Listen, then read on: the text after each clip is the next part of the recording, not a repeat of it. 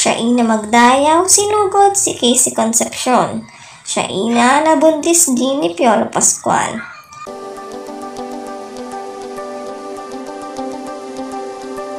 Naging laman ng balita sina Casey Concepcion at Piolo Pascual.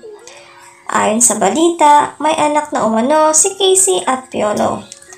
Ayon pa sa source, namataan umano na magkasama si Casey at Piolo kasama ang kanilang anak.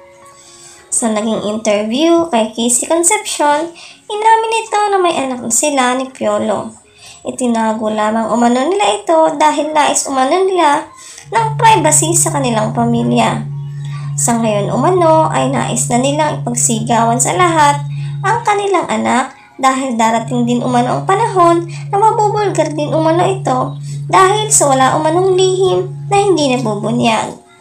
Samantala, usap-usapan naman ngayon sa social media ang pagbubuntis umano ni Shaina Magdayaw.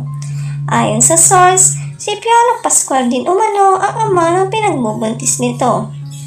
Ayon pa sa source, sinugod umano ni Shaina si Casey dahil sa buong akala umano ni Shaina tapos na ang lahat sa kanila ni Piolo. Hindi umano matanggap ni Shaina na ganun-ganun na lamang ang gagawin sa kanya ni Piolo matapos ang naging bunga ng kanilang relasyon.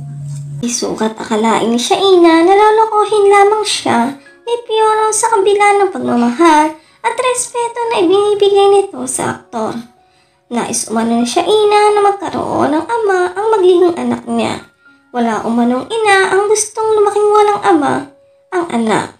Kung mas piliin man umano ni Piolo ang makasama si Casey, nais lamang umano niya na magpakaama din ito sa magiging anak nila.